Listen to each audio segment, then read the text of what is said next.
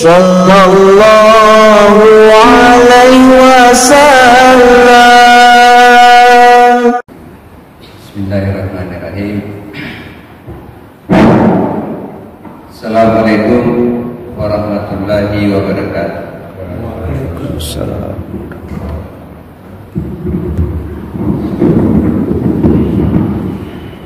Alhamdulillahirabbil alamin.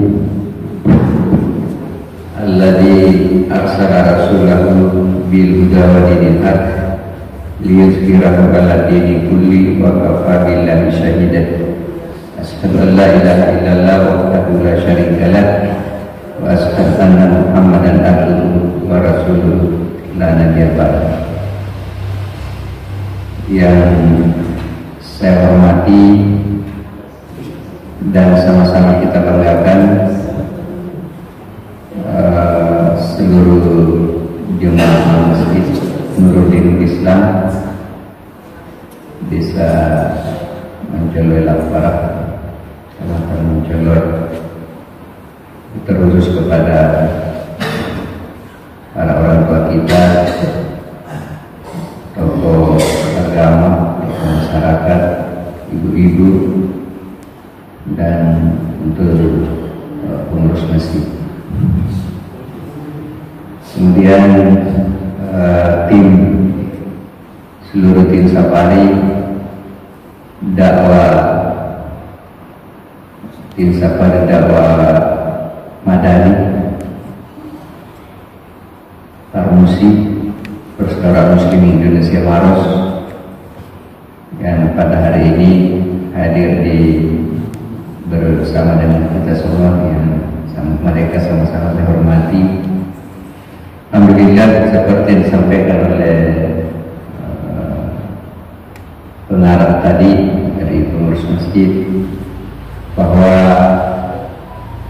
sekarang ini di masjid kita ada tim Safari Dakwah, di mana tim Safari Dakwah ini yang kita kenal dengan tim Safari Dakwah dari DPD Parmusi Kabupaten Maros, memang salah satu program di antara program yang sudah berjalan di Desa Madani, di mana kita ketahui bahwa salah satu di antara sekian di antara desa-desa yang ada di Kabupaten Maros yang berada dalam binaan Parmusi adalah Desa Mencolot Laparak, yang beberapa tahun yang lalu kita sudah launching. Dan tentu di tempat ini ada beberapa teman, ya, termasuk Pak Faisal dan yang lainnya.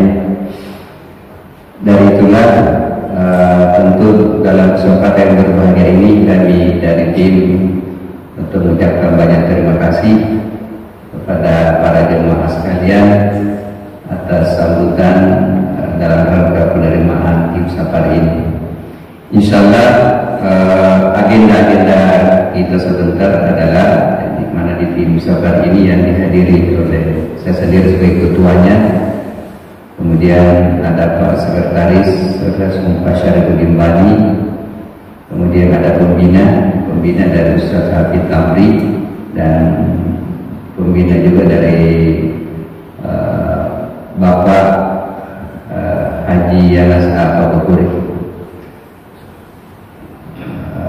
Tentu di dalam kegiatan ini, ya, di samping agenda-agenda yang memang kita sudah laksanakan, bahwa salah satunya adalah untuk membangun silaturahim, ya, kita ingin bahwa senantiasa tersambung komunikasi antara kita, baik di antara pengurus dari Desa Madani yang ada di Desa Mencolot Laparak maupun dengan para jemaah masjid yang ada di masjid-masjid yang ada di Desa Mencolot Laparak ini.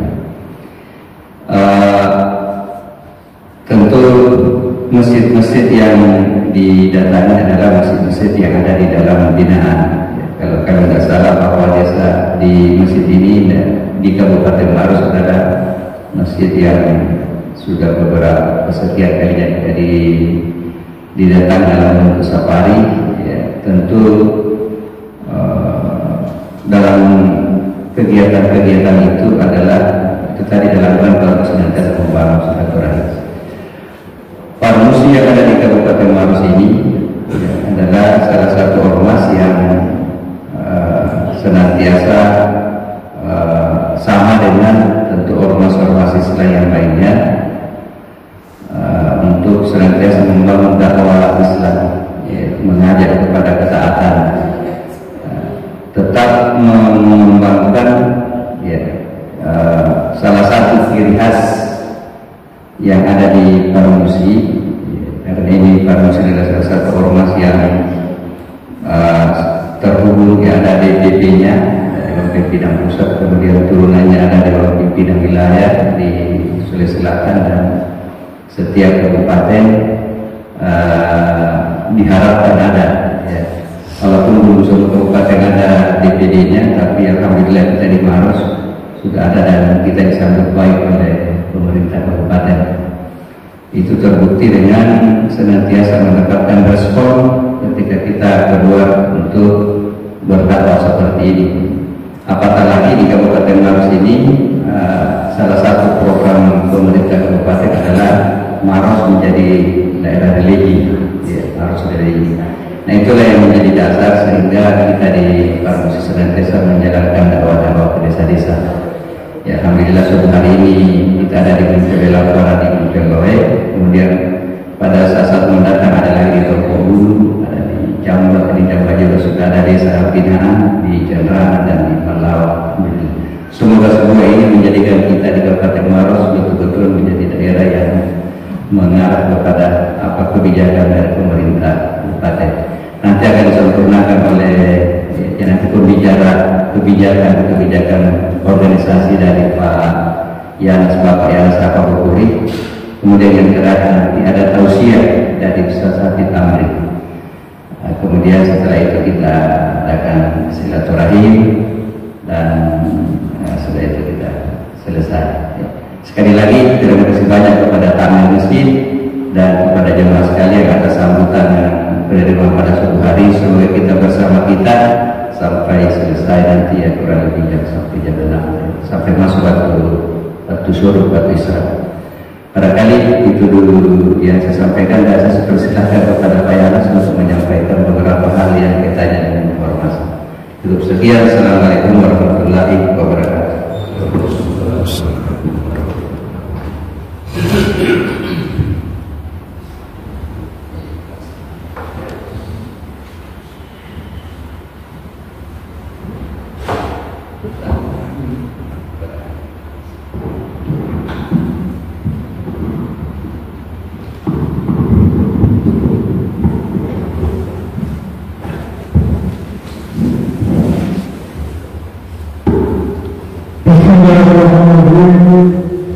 Assalamualaikum warahmatullahi wabarakatuh.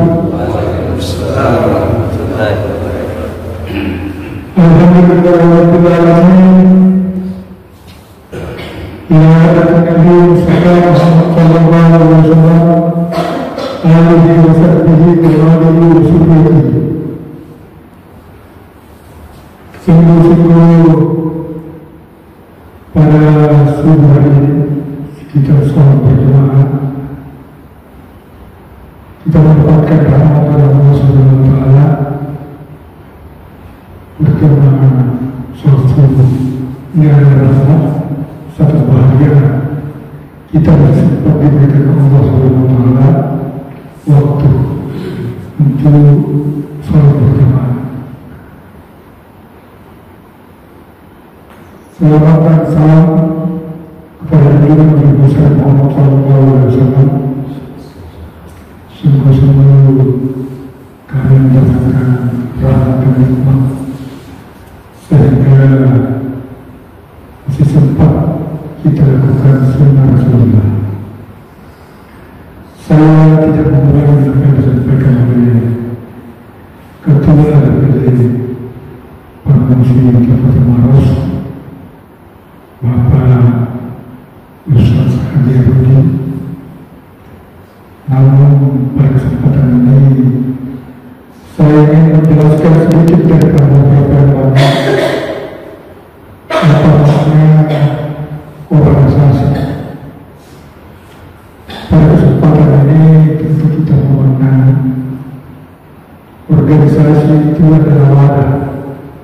tempat kita berkumpul untuk memberikan saran dan pendapat, sehingga dengan demikian insyaallah visi, misi, program seperti apa yang disampaikan tadi Pak Ketua DPD insyaallah terwujud. Ya. Di lain pihak berkenaan dengan kita dalam suasana menyambut Hari Ulang Tahun Kemerdekaan Republik Indonesia, sudah tentu menjadi program juga bintang dan amanah pemerintah sesuai dengan peraturan perundang-undangan. Kemarin sudah terbit sudah pihak harus ini kita saling mengingatkan bagaimana Hari Ulang Tahun Kemerdekaan Republik Indonesia sehingga kita partisipasi di antara dukungan warga masyarakat Kabupaten Maros bagaimana memberikan sambutan semangat. Yang pertama, bendera merah putih. Setiap tangga kita tunjukkan mulai saat sekarang ini kita kibarkan bendera merah putih sebagai bentuk kesadaran mencintai negara kita, mencintai negara kita, rela berkorban untuk kepentingan negara dan bangsa. Itu yang pertama. Kemudian yang kedua, keberadaan saya di sini ya tentu kita bertanya. Itu pada sekolah itu sesuai Pak Faisal, kenapa ada beberapa atribut sehingga demikian beberapa atribut yang melekat di barang saya ini saya ingin menjelaskan kepada sini sesuanya saudara-saudara kita. Atribut yang pertama ini saya pakai ini. Keberadaan pada video ini adalah mengingatkan kita bagaimana kita kebenekaan tunggal ika. Kebenekaan tunggal ika. Kita bisa berbeda agama, berbeda daerah, berbeda suku, berbeda bangsa, tapi yang jelas dalam bikin negara Republik Indonesia tujuan kita sama, bagaimana supaya perbedaan itu dalam negara Republik Indonesia yang berdasarkan Pancasila, Undang-Undang Dasar Negara Republik Indonesia 1945. Seperti itu. Jadi usulan kita ini dalam kaitannya dengan apa yang disampaikan Pak Jul di Kabupaten Maros ini sudah ada bentukan partisipasi dari seluruh keluarga desa Madani. Dalam kaitannya dengan Madani ini tentu dimaksud dengan keberadaan efektif perlu pembangunan kebangsaan Kabupaten Maros. Bagaimana mempertebal untuk kita di antara bersama warga yang Republik Indonesia yang berbeda agama, berbeda suku, berbeda daerah, tetapi kita tetap bersama mempertahankan dan mencintai negara Republik Indonesia. Itu Madani ini kalau kita kaitkan dengan komitmen perjanjian Rasulullah dengan semua umat beragama di Madinah, sehingga yang meninggal Indonesia ini adalah salah satu negara yang melaksanakan komitmen Madani sesuai dengan amanah Rasulullah Sallallahu Alaihi Wasallam. Itu. Berikutnya ini saya akan verifikasi kondisi penanggulangan AIDS Kabupaten Maros. Ada perlu kita hati-hati di dalam era kebebasan. Di dalam era kebebasan saat ini, sungguh-sungguh sangat berbeda. Sungguh berbeda. Karena di dalam era kebebasan ini kita sudah melihat kenyataan dengan bebasnya awal tidak sama dengan sebenarnya yang kerasa. Kalau kita dicuci, kita kena bunuh. Dipukul, kita kena bunuh. Orang tua kita bahagia. Tapi sekarang ini di dalam era kebebasan ini sungguh-sungguh sangat komprehensif. Guru kita harus menjaga karena orang tua yang mau pada masa sebelumnya ini yang perlu kita bagaimana memberikan pemahaman, memberikan bimbingan sehingga keluarga supaya hal-hal seperti itu bisa kita maklumi dan kita bisa selesaikan secara jawab dengan waktu depan. Seperti ini, karena kita dijamin dengan hak asasi manusia, hak asasi, hak ini, tapi hak di Indonesia tidak sama dengan hak di luar negeri. Hak di Indonesia hak berdasarkan Pancasila, berketuhanan yang maha esa, kemanusiaan yang maha esa, persatuan Indonesia berada di pimpin oleh Tuhan dan masyarakat progresif. Itu kebebasan. Itu yang berdasarkan kita. Kalau ada berdasarkan negara lain, seperti sekarang ini ada perubahan. Tapi tidak tadi, karena yang masuk dalam golongan itu, mungkin keluarga kita, mungkin ada kita yang berwajib saudara kita, anak bangsa. Yang sekarang yang disampaikan LGBT.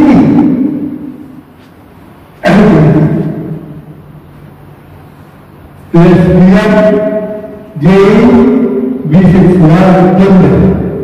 Betul mau menjadi laki-laki, mau menjadi perempuan. Ini bertentangan dengan itu. Sehingga yang mereka ini dalam perkembangan kebebasan ini mempengaruhi juga kepada ateis. Kalau ateis itu adalah salah cirinya, percaya bahwa percaya kepada akal. Saya berikan ini saya ingatkan, saya betul masuk kepada ketua promosi kebenaran membuat agenda seperti ini sehingga amanah Rasulullah kebijakan pemerintah bisa kita paham secara bersama untuk bagaimana mengemas sehingga ini demikian ini rela dan Indonesia tetap utuh dalam diri revisi. Saya ingin berkata yang saya sampaikan, kemudian memaafkan sekali lagi saya berterima kasih kepada seseraku Pak Faisal dan tentu kita harapkan seluruh saya tidak berbicara, saya sudah sampaikan kepada Pak Ustaz Habib, Pak Ustaz Sayudin bahwa jangan saya dipakai makan kalau makan karena istri kedua saya ada masjid, istri kedua saya ada masjid. Saya kira seperti itu. Kurang lebih mengucapkan sekian dan terima kasih. Assalamualaikum warahmatullahi wabarakatuh. Waalaikumsalam warahmatullahi wabarakatuh.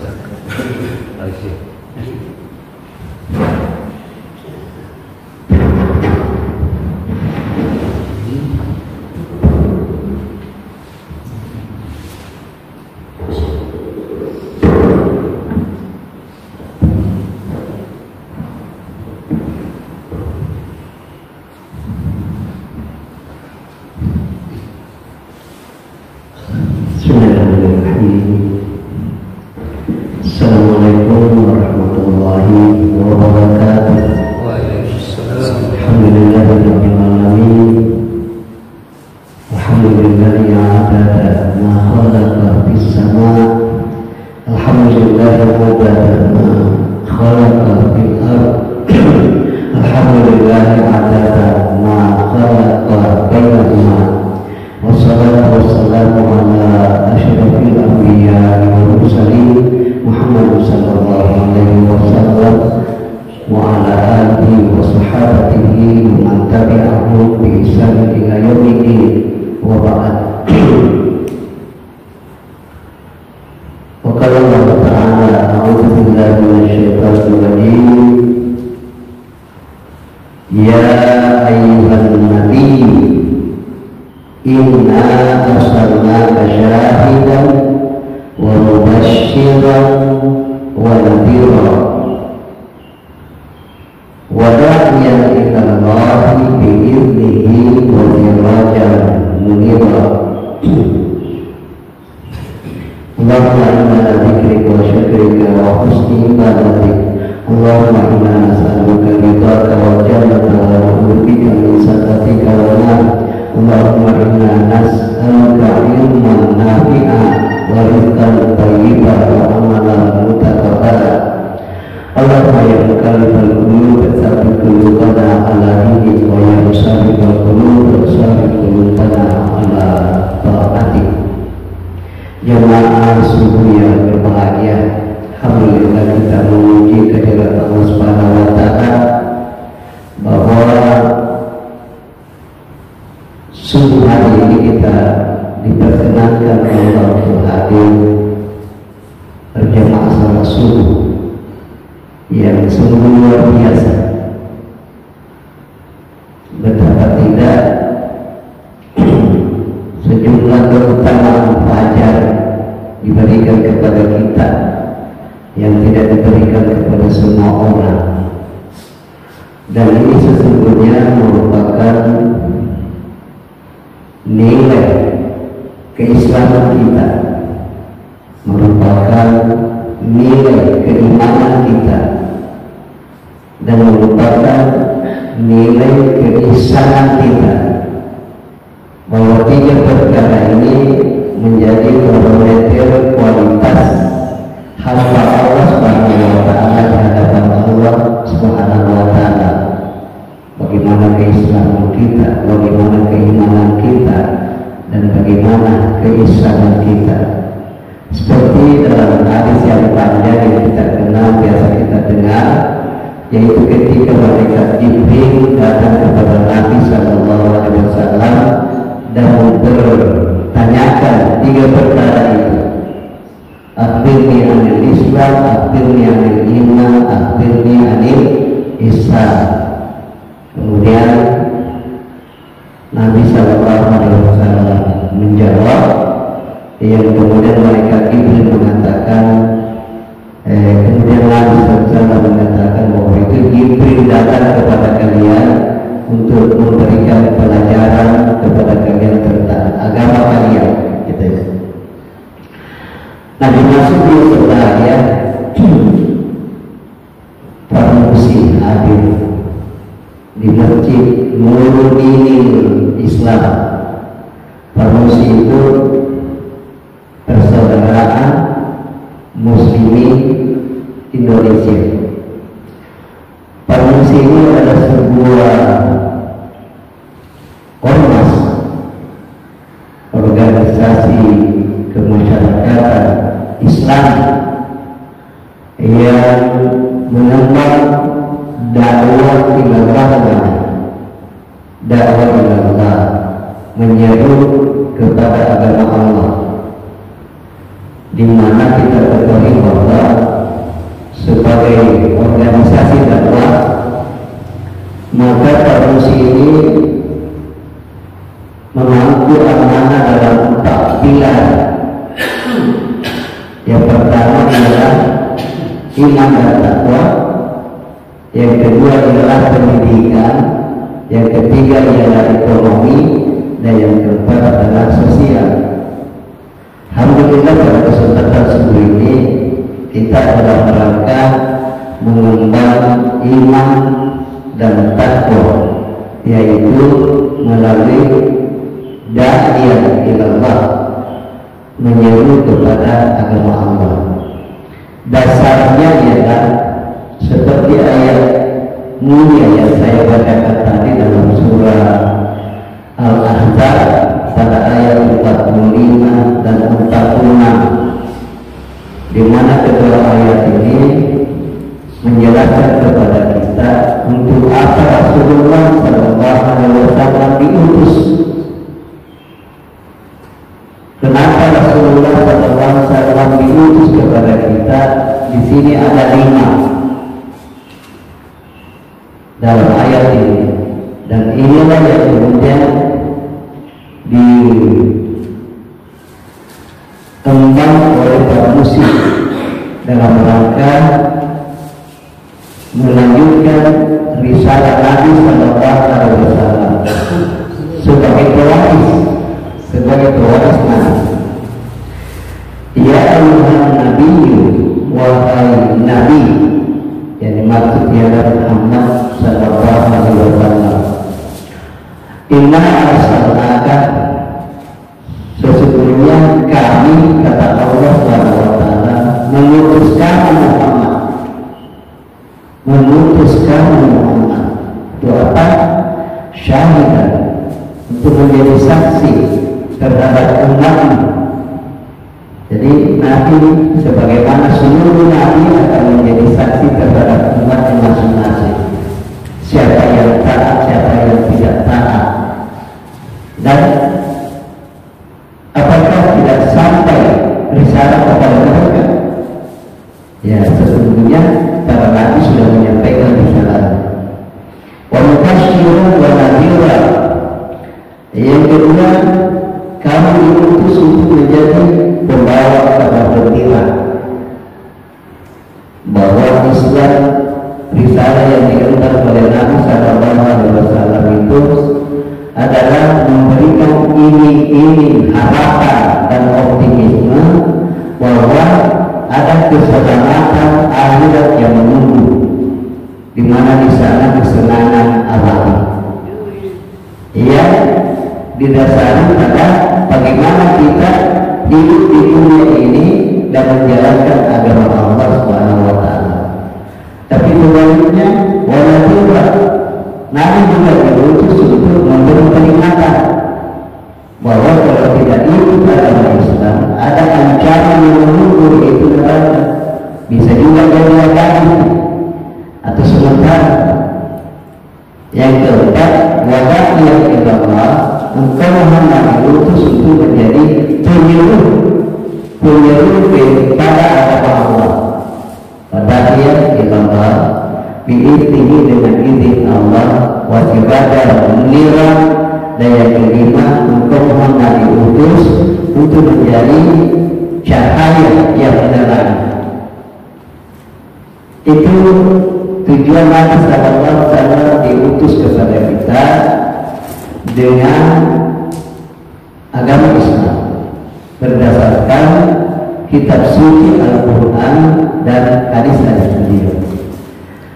Jemaah sekalian berbahagia, dalam rangka dakwah ilallah ini, maka pada kesempatan subuh hari ini saya ingin untuk kita hitung-hitung, untuk kita menyadari, mengutarakan dan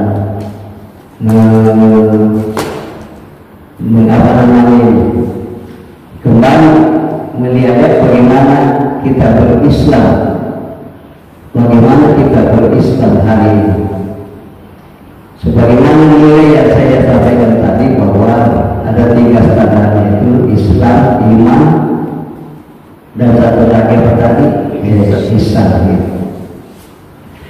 Ada buku yang ditulis oleh ulama besar Fatiyaka berjudul Azayani Intimai Al-Islami. Judul ini kalau diterjemahkan bebas menyadari bahwa apa nilai keislaman saya, apa nilai keislaman saya. Ini menjadi penting karena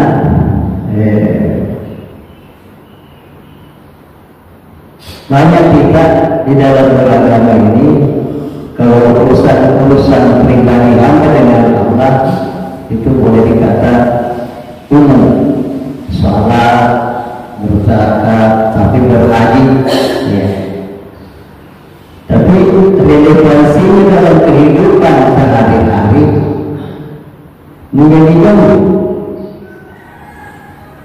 Salat itu bukan sekedar melaksanakan 5 kali sehari semalam kemudian menjadi pribadi kita baik, itu sudah salah. Tapi tidak sampai di situ, karena Islam ini bukan hanya mengantarkan kita untuk menjadi salat, tapi sekaligus muslim. Apa artinya? Kita salat, tapi kita tahu untuk diri. Tidak sampai di situ, harus juga menjadi muslim. Itu muslim memperbaiki orang, memperbaiki orang. Salat itu baik untuk diri sendiri, tapi muslim itu memperbaiki orang. Nah, ini yang masih kurang. Inna salata tanha 'anil fahsya'i wal munkar. Ayat ini menunjukkan bahwa salat itu dilakukan bukan sekedar rutinitas dan menyelesaikan 5 kali sehari semalam, tapi harus berdampak pada kehidupan kita sehari-hari, di mana yang namanya al-fahsya, segala bentuk kejahatan, wanita segala bentuk kemungkaran, itu dijauhkan sebagai pengaruh salat. Di sisi lain, kalau salat dengan khusyuk, salat itu dengan khusyuk, tidak mampu dikatakan bahwa nahara kabiratun illa ala khashiyin. Salat itu berat kecuali bagi orang yang khusyuk. Apa yang dimaksud oleh Allah Subhanahu wa taala orang yang khusyuk, al-khashi'un ialah alladzina yadhunnuna annahum mulaqu rabbihim wa annahum ilaihi raji'un. Orang yang khusyuk itu ialah orang yang yakin bahwa mereka itu akan bertemu dengan Allah di hari akhirat, dan orang yang yakin bahwa mereka itu pasti kembali kepada Allah, tidak ada jalan lain. Artinya dampak salat yang kita lakukan itu berpengaruh dalam sepanjang masa, dalam setiap hari. Bukan nanti kita merasa dekat dengan Allah ketika kita rukuk sujud, tapi terapkannya dalam kehidupan sehari-hari, di mana kita bekerja, sibuk dengan profesi masing-masing, itu tidak bisa terlepas daripada ketakwaan kita kepada Allah Subhanahu wa taala. Artinya kondisi kita di masjid dibawa keluar, dibawa ke pasar, jujurlah berdagang, ya, dibawa kepada hukum adillah, dibawa kepada pergaulan, jadi ulama, jadi dalilah, rahmatan lagi.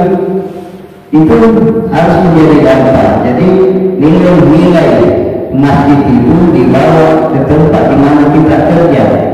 Itu yang diinginkan dalam Islam ini. Sekarang ini Bapak Ibu, di tengah hari ada 3 negara berpenduduk muslim terbesar, tapi mereka juga terdepan dalam korupsi. Negara itu terdepan dalam korupsi. Indonesia, Turki, satu lagi Maroko. Negara berpenduduk muslim terbesar, tapi terbesar juga korupsinya. Pertanyaannya, kenapa bisa begitu? Kenapa bisa begitu? Nah, dijelaskan jawabannya itulah karena tidak banyak orang yang merelevansikan antara ibadahnya di masjid, salatnya dengan kaitannya dengan pekerjaan-pekerjaan. Coba yang masuk penjara, kan muslim banyak, yang korupsi muslim banyak. Kenapa bisa? Di mana salat? Di mana Islam? Dan Di mana ilmu, di mana takwa, seterusnya. Jadi itu karena belum terkoneksi antara syarat dan ibadah yang kita lakukan dengan kehidupan sosial kita. Belum terkoneksi antara ibadah kita sebagai hamba di hadapan Allah Subhanahu wa Ta'ala dengan pergaulan kita kepada sesama manusia. Padahal kemuliaan itu harus dua ini, baik kepada Allah dan baik kepada sesama. Itu kemuliaan. Kalau cuma baik kepada Allah, tidak baik kepada manusia, kehinaan. Baik kepada manusia, tidak baik kepada Allah, itu juga hina. Itu yang disebut dalam firman Allah, "Berikat alaihi mutilan wa inna tuqibu."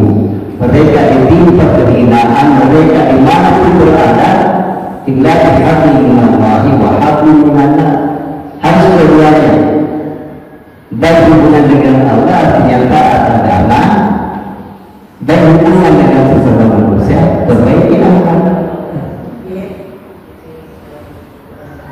Kalau ini yang baik, orang tidak tega untuk mengambil hak orang lain. Orang tidak tega mengambil hak orang lain. Kenapa? Karena ada akibat yang mendukung. Di sana ada penyaliban, ya kan? Perkara-perkara yang sudah selesai pengadilannya di dunia, belum tentu selesai pengadilannya di akhirat. Nah, itu gambaran secara umum. Bapak-bapak, ibu, jemaah sufi yang berbahagia, karena kita coba melihat bagaimana kerangka berislam, bagaimana seharusnya kerangka berislam. Kerangka berislam kita yang pertama ialah syakhsi Islamiyah. Bagaimana pribadi kita menjadi pribadi Islami. Itu dulu. Bagaimana setiap kita menjadikan pribadi kita pribadi Islami. Yang kedua, usrah al-Islamiyah. Bagaimana rumah tangga atau keluarga kita itu juga menjadi keluarga yang Islami. Bagaimana hidup berumah tangga menurut tuntunan agama kita. Dan yang ketiga, al-iqtisadiyah, al-jamiyah, al-islamiyah. Bagaimana kehidupan sosial kita itu juga sesuai dengan tuntunan Islam, masyarakat Islam namanya. Bagaimana terbentuk terwujud yang namanya masyarakat Islam. Nah, itu nanti rumah tangga Islam mungkin itu juga nanti sekarang pribadi kita. Dalam bentuk pribadi kita menjadi pribadi Islami, minimal 3 yang kita benahi. Pertama, benahi akidah. Yang kedua, benahi ibadah. Dan yang ketiga, benahi akhlak. Ini dulu awal, sebelum rumah tangga, sebelum sosial. Bagaimana membenahi akidah, ibadah, dan akhlak itu? Yang pertama, membenahi akidah kita ialah sampai kepada keyakinan tidak ada lagi Tuhan kecuali Allah yang boleh disembah. Terus kita membenahi akidah kita sampai steril dari segala bentuk kemusyrikan. Jadi tauhid tanpa syirik. Itu dulu. Bagaimana pribadi kita menjadi pribadi bertauhid dan tidak dimulai oleh syirik. Itu pelajaran yang panjang. Satu. Yang kedua, benahi ibadah. Bagaimana membenahi ibadah kita? Bahwa seluruh ibadah kita itu tidak boleh lepas dari tuntunan. Jangan bikin-bikin sendiri. Jangan bikin-bikin sendiri. Ibadah itu harus punya dasar tuntunan, ada regulasi. Ya, kan? Karena ibadah itu pada dasarnya tidak boleh, haram. Nanti ada kebiasaan menyatakan ibadah itu harus berdasarkan dalil tuntunan. Al-aslu fil ibadati at-tauqif wal ibadah. Pada dasarnya ibadah itu ada contoh, ada ikutan. Jadi kita tidak pernah untuk mengubah itu. Makanya bicara ibadah, membenahi ibadah harus sesuai dengan tuntunan dan harus steril dan segala bentuk bid'ah. Membenahi ibadah kita itu sterilkan dari segala bentuk bid'ah. Nah, yang ketiga, membenahi akhlak. Sudah cukup Rasulullah SAW menjadi contoh tauladan. Beliau mengatakan, innallaha yuhibbu liutamima makarimal akhlak. Hanya saja saya diutus untuk menyempurnakan akhlak mulia itu. Nah, kita ikutilah sejarah-sejarah beliau, kehidupan beliau, dan kita hidup semakin bertambah umur, semakin sempurna, semakin menuju kepada kesempurnaan akhlak itu. Akhlak terhadap diri sendiri, akhlak terhadap orang lain, akhlak terhadap orang tua, terhadap guru, terhadap masyarakat, seterusnya. Ada semua di dalam ajaran agama kita. Iya. Jadi benahi diri menjadi syakhsiyah Islamiyah, punya kepribadian Islam dengan minimal 3 ini. Benahi akidah sampai tidak syirik, benahi ibadah sampai tidak ada bid'ah, dan benahi akhlak kita untuk semakin sempurna ke depan. Ini mungkin saya bisa sampaikan, semoga bermanfaat. Ya, dengan pribadi syakhsiyah seperti ini akan menjadi modal dalam berumah tangga Islami dan sekaligus akan menjadi modal dalam bermasyarakat secara Islam.